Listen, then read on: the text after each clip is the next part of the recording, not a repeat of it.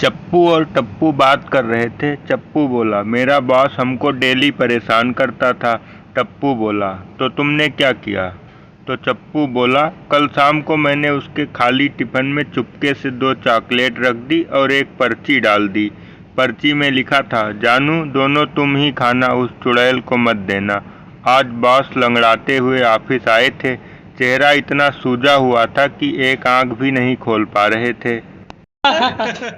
हे प्रभु, ज़्यादा नहीं, बस इतना अमीर कर दे कि कोई जब भी कहे कि जहर खाने तक को पैसे नहीं हैं, तब मैं अपनी जेब से निकाल कर उसको इतने पैसे दे सकूं कि वो जाकर जहर खा ले। पत्नी, चलो जी दशहरा देखने चलें। पति, मैं कोई बच्चा हूँ जो रावण दहन देखूं। पत्नी, नहीं, चलो आप भी देख लो कि दूसरे की पत्नी पर नजर डालने वाले का क्या हाल होता है। पति, तुमने मेरी जेब से पैसे निकाले क्या? पत्नी, हाँ कुछ ज़रूरत थी। पति, तो मांग लेती, निकालने की क्या ज़रूरत थी?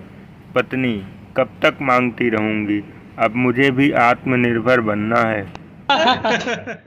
गर्लफ्रेंड अपने अंधे बॉयफ्रेंड से, काश तुम देख सकते कि मैं कितनी खूबसूरत हूँ।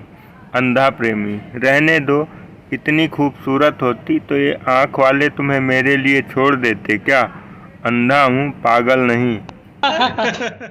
टीचर, पत्नी किसे कहते हैं? पत्नी की सुंदर परिभाषा बताओ। रिंकू, जो महिला अपने पति से 5,000 लेकर उसे 6,000 का हिसाब बताने के बाद 2,000 अपने पास बचा लेती है, उसे ही पत्नी कहते हैं। पति रेडियो पर बिजी था। पत्नी, क्या सुन रहे हो? पति, मोदी के मन की बात। पत्नी, मेरी तो कभी नहीं सुनते।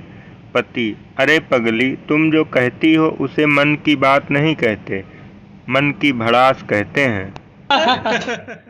एक बार शेर और बैल पीने बैठे।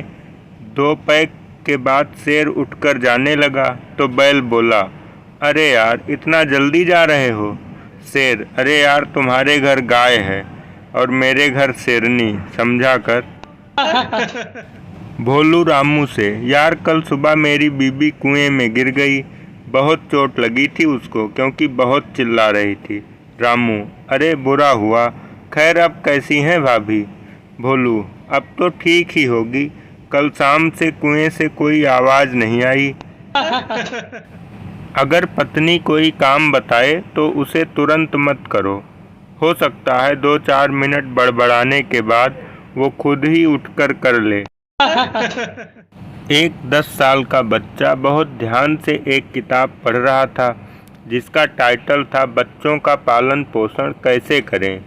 माँ ने कहा, तुम इस किताब को क्यों पढ़ रहे हो? बच्चा, मैं ये देखना चाहता हूँ कि मेरा पालन पोषण ठीक से हो रहा है या नहीं। आदमी हवाई जहाज से उतरा तो दरवाजे पर खड़ी एयर हॉस्टेस बोली, उम्मीद है फ्लाइट में घर जैसा माहौल मिला होगा। आदमी, जी बिल्कुल नहीं, घर में तो मेरी कोई नहीं सुनता, पर यहाँ तो बटन दबाते ही 4-4 आ जाती हैं। एक आदमी झूठ बोलने की वजह से काफ़ी मशहूर हो गया। एक बुढ़िया उसके पास आई और बोली, तुम ही दुनिया के सबसे झूठे आदमी हो ना?